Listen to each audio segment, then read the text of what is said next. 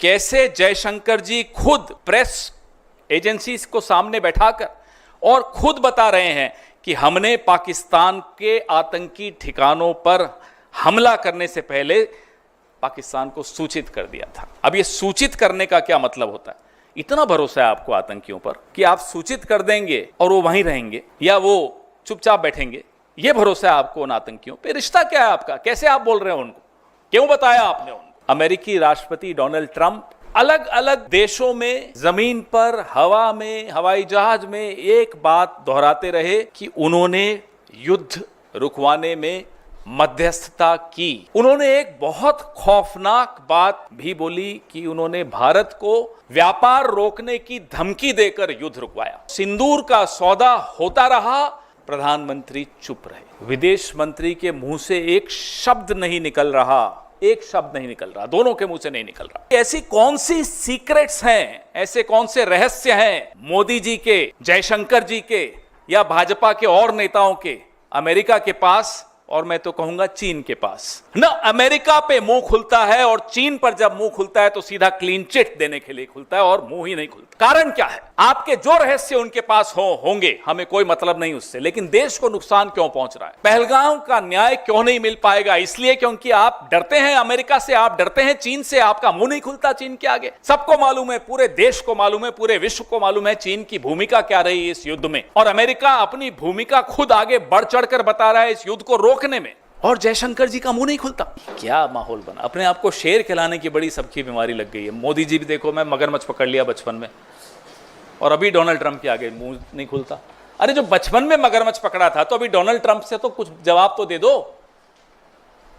ये अपने बारे में भ्रांतियां फैलाने का बड़ा शौक होता है। ये सब हिंदी पिक्चरें देख देख कर शायद बड़े हुए हैं। आप देख रहे हैं देश लाइव, देश की आवाज। साथियों, पिछले कई दिनों से आप देख रहे हैं किस तरह का विमर्श हो रहा है। अभी थोड़ा शांति बनाएं प्लीज। युद्ध जब होता है या कॉन्फ्लिक्ट जब होता है, तो युद्ध सिर्फ सीमाओं पर नहीं लड़ा जाता। सेनाएं बहादुरी से सीमाओं पर अपना काम मुस्तैदी से कर रही होती हैं। युद्ध में बहुत अहम भूमिका उन रणनीतिकारों की होती है जो राजधानी में बैठे होते हैं। वो मंत्री हों, वो अफसर हों, वो प्रधानमंत्री हों, वो विदेश मंत्री हों, इन तमाम लोगों की एक भूमिका बहुत महत्वपूर्ण होती है, जो सेना के पराक्रम को या तो बूस्ट कर सकती है या सेना के पराक्रम को और नुकसान भी पहुंचा सकती है, उनके मनोबल को नुकसान पहुंचा सकती है, जो हमने इस बार बहुत अफसोस के साथ कह रहे हैं कि होते हुए देखा।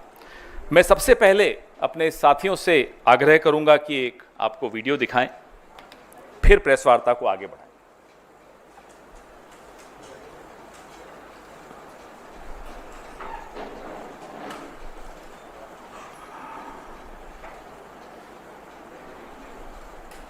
At the start of the operation, we had sent a message to Pakistan saying we are striking at terrorist infrastructure.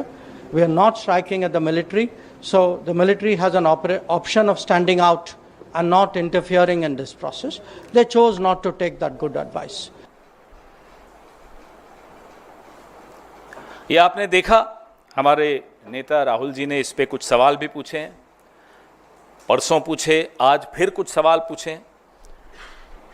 ये बहुत महत्वपूर्ण इसलिए हो जाता है कि पिछले पूरे एक हफ्ते में अमेरिकी राष्ट्रपति डोनाल्ड ट्रंप अलग अलग देशों में, जमीन पर, हवा में, हवाई जहाज में एक बात दोहराते रहे कि उन्होंने युद्ध रुकवाने में मध्यस्थता की। उन्होंने एक बहुत खौफनाक बात भी बोली कि उन्होंने भारत को व्यापार रोकने की धमकी देकर युद्ध रुकवाया।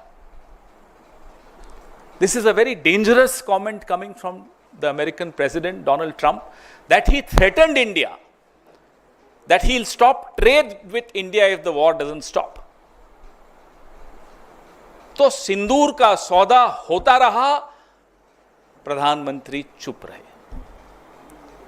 विदेश मंत्री के मुंह से एक शब्द नहीं निकल रहा, एक शब्द नहीं निकल रहा, दोनों के मुंह से नहीं निकल रहा।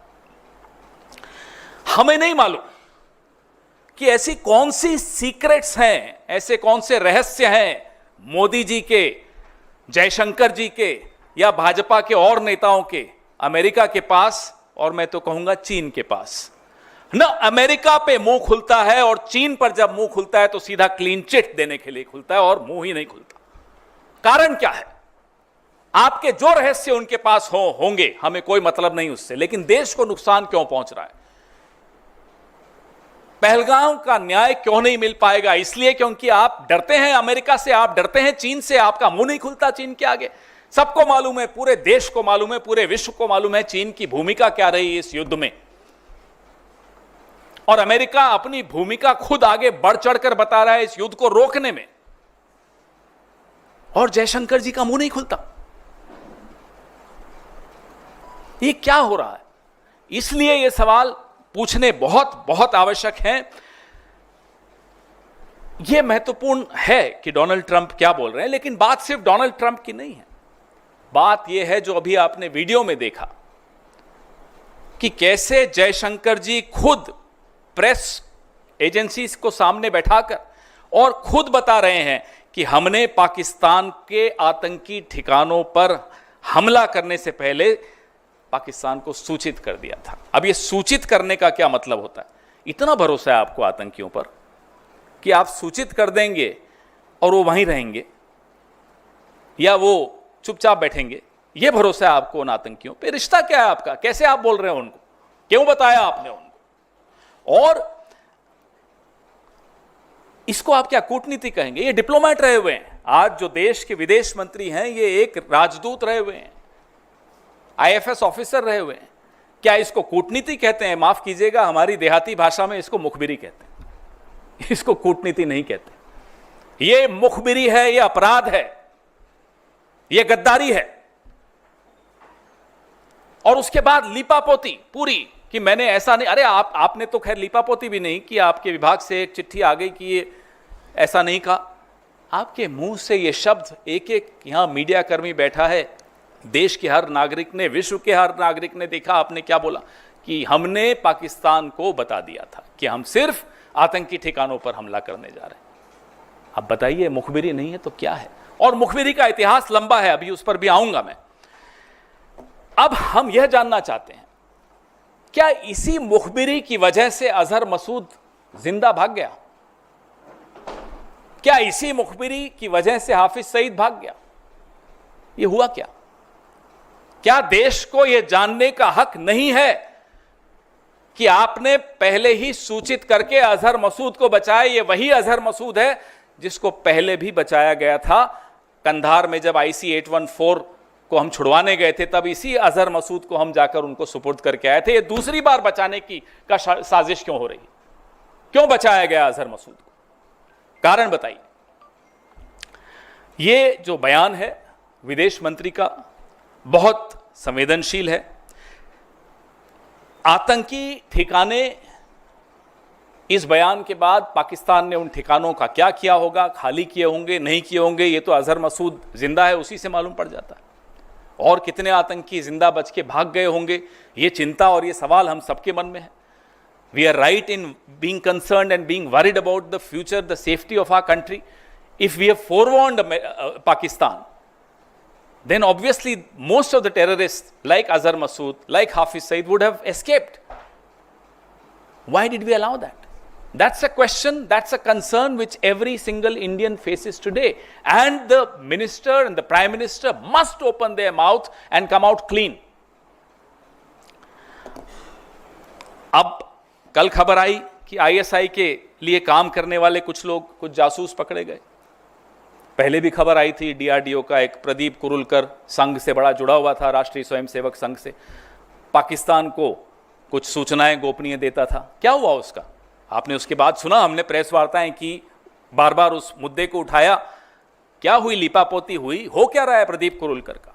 तो आप बीच में कोई खबर आती है कि भाई ISI के लिए कोई ध्रुव सक्सेना काम करते हुए पकड़ा गया भारतीय जनता पार्टी का, फिर आता है प्रदीप कुरुलकर, डीआरडीओ के साइंटिस्ट हैं, संघ से बड़े जुड़े हुए हैं, पूरा दूसरी तीसरी पीढ़ी संघ के साथ जुड़ी हुई है। क्या हुआ उनका? ये है क्या? ये क्या मुखबिरी का इतिहास है? ये क्या रिश्ता है आपका पाकिस्तान के साथ? ये हमें जानना जरूरी है, देश को जानना जरूरी, क्योंकि आज आप तमाम संस्थाओं पे कब्जा किए बैठे हैं, इसलिए ये जानना जरूरी है।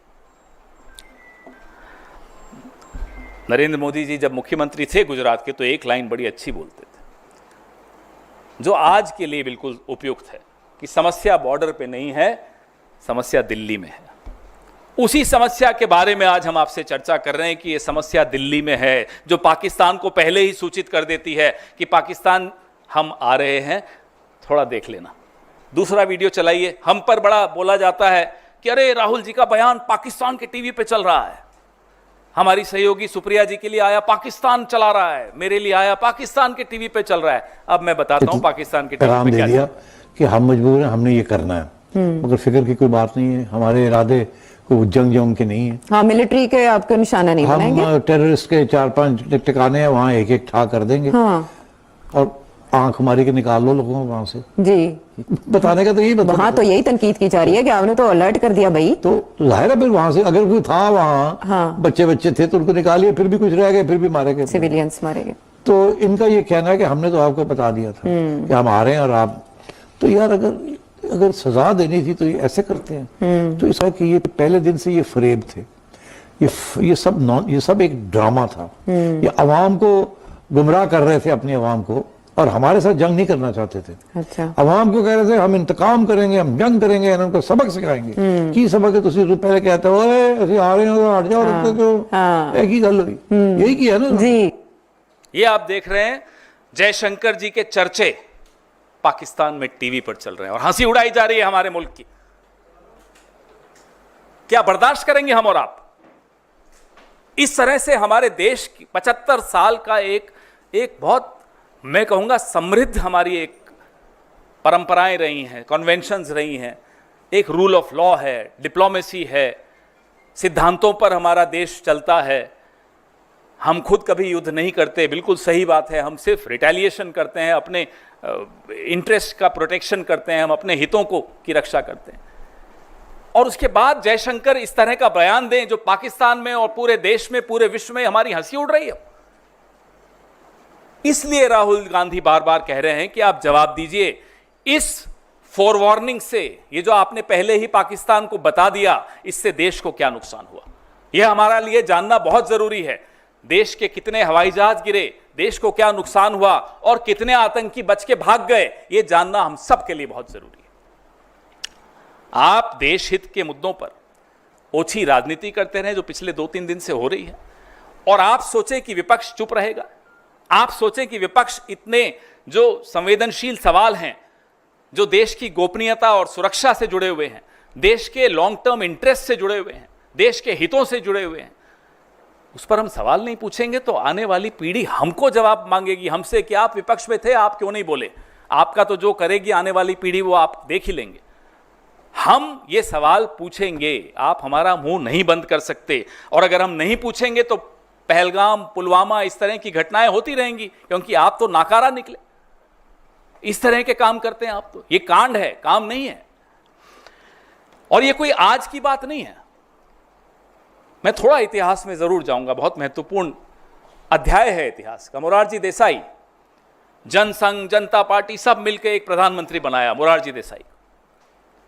मोरारजी देसाई ने, और ये रिकॉर्डेड हिस्ट्री है, कोई हवाबाजी व्हाट्सएप यूनिवर्सिटी और ये आईटी वाली ट्रोल नहीं है, रिकॉर्डेड हिस्ट्री है। मोरारजी देसाई ने फोन उठाकर जनरल जियाउल हक को कहा कि हमें रावा वालों ने बताया है काहुता में आपका न्यूक्लियर क्या तैयारी चल रही है। पूरे डिटेल रॉ के हमारे जो इंफ्रास्ट्रक्चर था पाकिस्तान में, जो हमारे कैंप्स, वो सारा बता दिया उनको।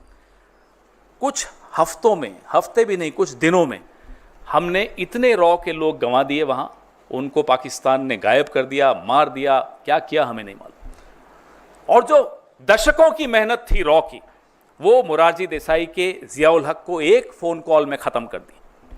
इसीलिए कहता हूं मुखबिरी का इतिहास है। और ये मोरारजी देसाई हैं, जैसा देश में हमारे भारत रत्न होता है ना, पाकिस्तान में निशान पाकिस्तान होता है। मोरारजी देसाई को पाकिस्तान ने निशान पाकिस्तान से नवाजा। हम चुप रहते हैं, इसका मतलब नहीं कि हम ये सब पीड़ा हम सब ने झेली नहीं है, इस देश ने नहीं झेली। आज भी कीमत अदा कर रहे हैं मोरारजी देसाई के इस अपराध का, पाप का। ये पाप की श्रेणी में आता है जो मोरारजी देसाई ने किया, और ये पाप की श्रेणी में आता है जो एस जयशंकर ने किया, और ये पाप की श्रेणी में आता है जो प्रधानमंत्री की चुप्पी है, जो जयशंकर की चुप्पी है चीन और अमेरिका को लेकर।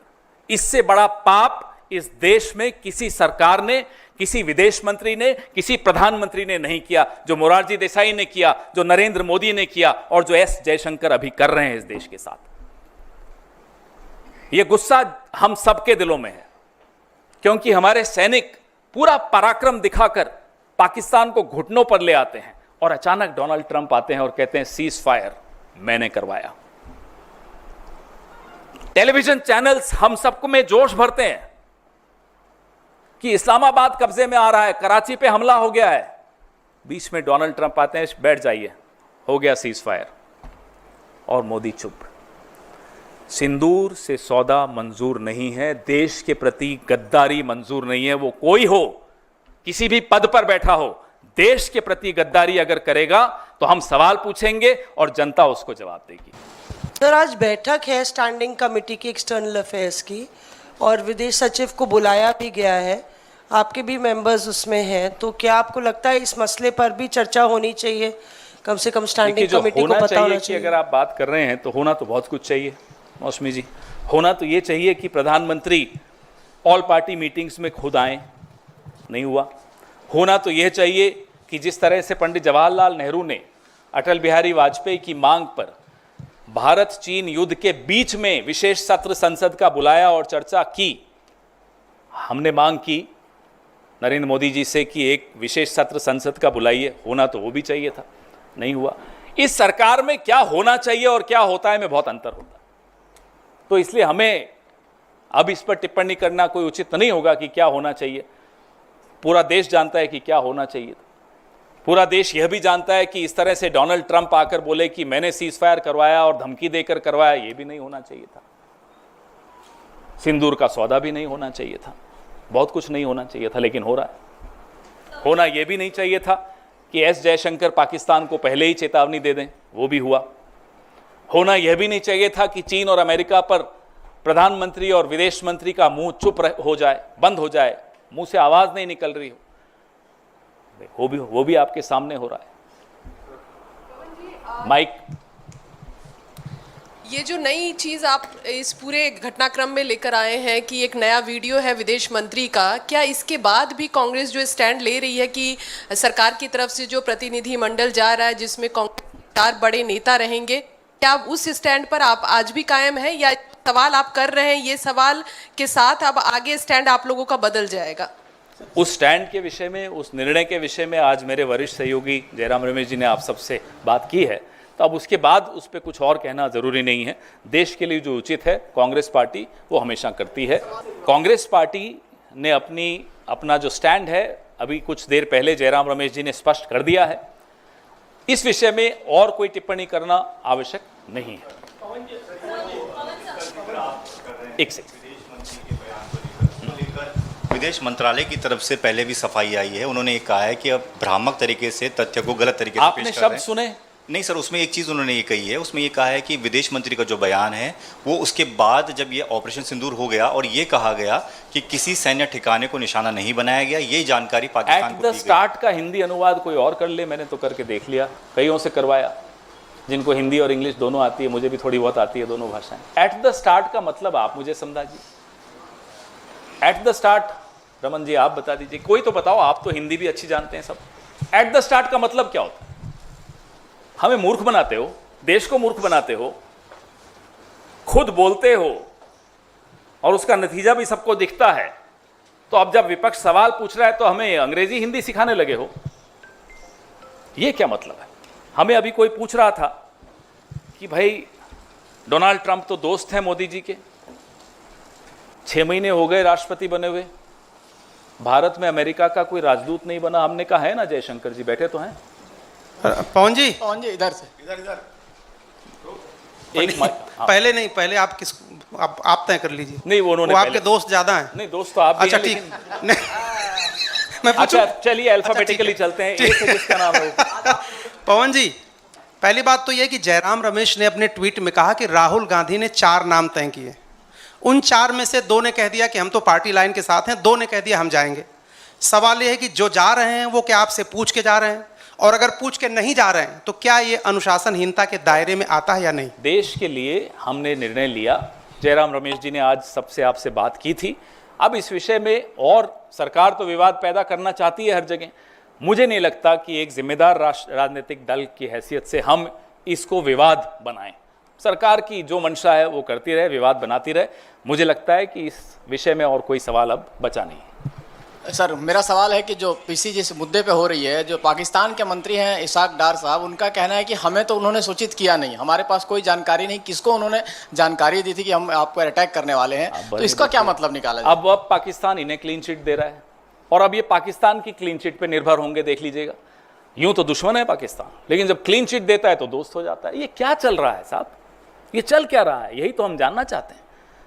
पाकिस्तान के चैनल्स पे जरा कांग्रेस के किसी लीडर का नाम आ जाए तो उछल कूद पूरे आपके यहां शाम को प्राइम टाइम पे सब उछल रहे होते हैं। नहीं हंसो मत, उछल ही रहे होते हैं सब। देखिए पाकिस्तान के टीवी पर कांग्रेस के नेताओं का बयान, अब देखिए पाकिस्तान के टीवी पर एस जयशंकर का बयान। उछलेंगे आज टीवी पर, होगा प्राइम टाइम डिबेट, बताइए। पवन जी, जिस आधार पर आपने आज सवाल पूछे हैं और विदेश मंत्री के बयान का हवाला दिया है, तो क्या ये ऑपरेशन सिंदूर पर भी कांग्रेस सवाल उठा रही है, उसकी सफलता पर? ऑपरेशन पे कभी हम सवाल सेना की उठाएंगे ओर से क्या? दिए जा रहे हैं। सेना ने जितनी बहादुरी से काम किया, पाकिस्तान घुटनों पर आ गया। लेकिन जो यहां हमारा राजनीतिक नेतृत्व बैठा है, वो माफ कीजिएगा, डोनाल्ड ट्रंप के आगे घुटनों पर है, चीन के आगे घुटनों पर है। ये बर्दाश्त नहीं होगा। सेना का मनोबल मत गिराइए। ये हम बार बार जयशंकर से भी कहते हैं, बार बार नरेंद्र मोदी जी से भी कहते हैं। सर, अभी आपने अभी आपने कहा था कि राहुल गांधी जी ने भी कहा कि हमारे कितने एयरक्राफ्ट गिरे हैं, देश को कितना नुकसान पहुंचा है बॉर्डर पर, जो भी अभी लड़ाई हुई थी पहलगाम की, जो भी एयर स्ट्राइक हुई थी। लेकिन अभी कुछ प्रतिनिधि जा रहे हैं बाहर, वो ऑपरेशन सिंदूर की सफलता को बताएंगे, तो इसमें आप क्या? ना केवल ऑपरेशन सिंदूर की सफलता को बताएंगे, पाकिस्तान को एक्सपोज करना आवश्यक है। पाकिस्तान को विश्व समुदाय के सामने 26/11 के बाद जिस तरह से हमने डिप्लोमेटिक इनिशिएटिव्स लिए थे, पूरे विश्व के सामने पाकिस्तान को अलग थलग कर दिया था। FATF में भी पाकिस्तान को शामिल किया गया था। ये मनमोहन सिंह जी की सूझबूझ उस वक्त सबने देखी। आज सरकार को कांग्रेस से एक बात सीख ली सरकार ने, हमें खुशी है इस बात की कि देश को एक आवाज में बोलना चाहिए। और जब देश एक आवाज में सुनता है तो पाकिस्तान की औकात नहीं है कि वो ये IMF से पैसे ले आए। आप बताइए, 73 देशों में हमारे प्रधानमंत्री करोड़ों अरबों रुपए खर्च करके जाते हैं। आप एक नेपाल तक को अपने साथ नहीं खड़ा कर पाए इस युद्ध में। पता नहीं भूटान ने स्टेटमेंट दिया या नहीं दिया। ये स्थिति आपने कर दी। सीखिए, कांग्रेस की सरकारों से सीखिए कैसे विदेश नीति को बनाया जाता है। विदेश नीति प्रधानमंत्री को प्रोजेक्ट करने के लिए नहीं होती, अपना ढोल नगाड़ा पीटने के लिए नहीं होती, डायस्पोरा इवेंट्स करके, चेहरे बना बना के, कपड़े बदल बदल के, घूम घूम कर भाषण देने में विदेश नीति नहीं होती। विदेश नीति बहुत गंभीर मुद्दा है, वो इस तरह की हल्की हरकतों से नहीं की जाती। सर, आपने पाकिस्तान से पूरा सवाल रिश्ता जोड़ दिया पूरी तरीके से, जयशंकर का और पूर्व प्रधानमंत्री मोरारजी देसाई का भी। लेकिन हेमंता बिस्वा शर्मा, आपके एक नेता का लगातार पाकिस्तान से रिश्ता जोड़ते जा रहे हैं और इस बात के बयान ओपनली दे रहे हैं कि उनके पास ये जानकारी है कि पाकिस्तान के मिनिस्टर्स के बुलावे पे वो गए। इतने साल से उस जानकारी पे वो बैठे थे, ऐसी कौन सी जानकारी है? और हेमंता बिस्वा शर्मा हमारी पार्टी से गए, हम उनकी रग रग से वाकिफ़ हैं। समझ जाएंगे सुनेंगे तो किन रगों से हम वाकिफ़ हैं उनकी। उस आदमी में इतना सब्र नहीं होगा कि उसके पास कोई सूचना है तो वो इतने दिन सालों तक बैठा रहेगा उस पर। ये सब हेमंता बिस्वा शर्मा अच्छी तरह समझता है कि हमारे पास उनके विषय में क्या क्या है, और जिस दिन वो चुनाव हारेंगे, तिहाड़ या गुवाहाटी की कौन सी जेल है हमें नहीं मालूम, एक जेल में वो हमें भी भेजना चाह रहे थे, हो सकता है उसमें हो, किसी न किसी जेल में ही उनको अब अपना समय बिताना पड़ेगा, जिस तरह की हरकतें उन्होंने की हैं जब से वो मुख्यमंत्री बने। गौरव गोगोई के विषय में इस तरह की टिप्पणी करना और बार बार एक ही टिप्पणी को दोहराने से वो बात सच नहीं हो जाती। वो भाजपा में जब से गए हैं उनको लगता है कि भाई मूल मंत्र जो मोदी जी का है वो मैं भी ले लूं, कि झूठ को बार बार दोहराओ, ऊंची ऊंची आवाज में दोहराओ, वो सच हो जाएगा। ना मोदी जी का झूठ चलता है। अब जब मोदी जी का ही झूठ चलना बंद हो गया तो ये हेमंता बिस्वा शर्मा तो बहुत पुअर फोटोकॉपी है उनकी। पवन जी, एस जयशंकर के बयान को तमाम लोगों ने कहा कि यह देशद्रोह के तरीके से, वहीं ये भाजपा नेता उनका बचाव करते हुए यह कहते हैं कि शेर जब भी मारता है समय और तारीख बता के मारता है। बताओ, आपकी हंसी में ही जवाब आ गया सब, क्या आपको खुद हंसी आ रही है? अब अगर जयशंकर से शेर है फिर हो सकता है भी डोनाल्ड ट्रंप बब्बर शेर होगा जिससे आगे डर गया वो। क्यों डरते हो जयशंकर जी? जयशंकर जी ने एक और बड़ा मजेदार बयान दिया था कि चीन तो हमसे बड़ी अर्थव्यवस्था है, अब क्या मैं उनसे लड़ूं? ये उनका बयान था। कहा था या नहीं आपने, याद है आपको? तो प्रधानमंत्री क्लीन चिट देते हैं चीन को, जयशंकर कहते हैं चीन हमसे बड़ा है, हम तो नहीं लड़ सकते। अरे 7वां बेड़ा जिस देश ने भेजा था वो भी हमसे बड़ा था, अमेरिका। और 1971 में भारत इतना समृद्ध नहीं था जितना आज है, जितना इस सदी में हुआ है। तब भी हमारे में इतनी ताकत थी कि हमने अमेरिका की भी बात अनसुनी की और अपना काम हासिल किया। जयशंकर जी को कहिए जरा पढ़ लें, तब भी शायद ये सर्विस में रहे होंगे। क्या माहौल बना, अपने आप को शेर खिलाने की बड़ी सबकी बीमारी लग गई है। मोदी जी भी देखो, मैं मगरमच्छ पकड़ लिया बचपन में, और अभी डोनाल्ड ट्रंप के आगे मुंह नहीं खुलता। अरे जो बचपन में मगरमच्छ पकड़ा था तो अभी डोनाल्ड ट्रंप से तो कुछ जवाब तो दे दो। ये अपने बारे में भ्रांतियां फैलाने का बड़ा शौक होता है। ये सब हिंदी पिक्चरें देख देख कर शायद बड़े हुए हैं। देखिए जो द्वंद्व चल रहा है ना, असली भाजपा और असली भारत में चलता है।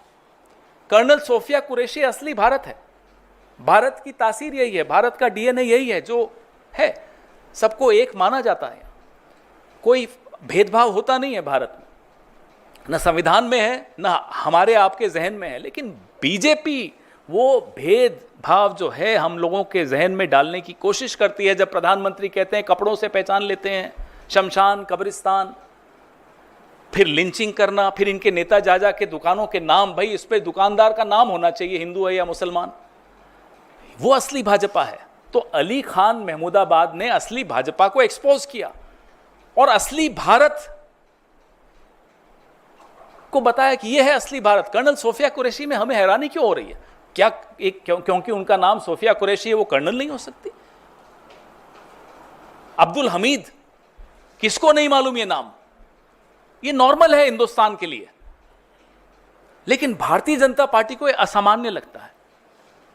इसलिए बार बार वो, और फिर भी बेचारे जैसे उनकी तासीर है, जैसा उनका डीएनए है बीजेपी का, वो तो वैसा ही रहेगा, थोड़े बदल सकता है। फिर उनके मंत्री कह देते हैं आतंकियों की बहन। यही कहा ना, असली भाजपा ये है और असली भारत कर्नल सोफिया कुरैशी है। यह अंतर अली खान महमूदाबाद ने बताया और बड़ी खूबसूरती से बताया। और यह अली खान महमूदाबाद कौन है इनको मालूम है।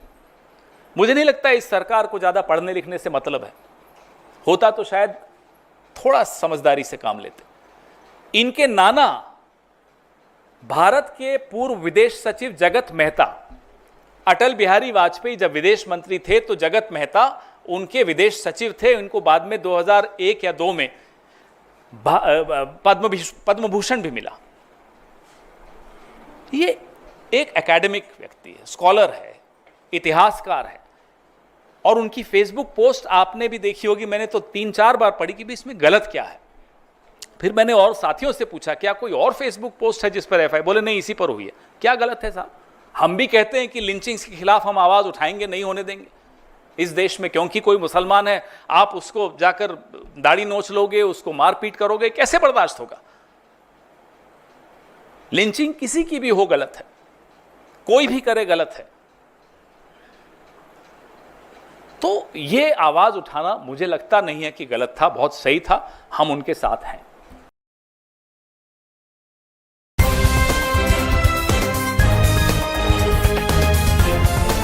देश और दुनिया की तमाम छोटी और बड़ी खबरों के लिए हमारे चैनल को सब्सक्राइब करना न भूलें और बेल का बटन जरूर दबाएं।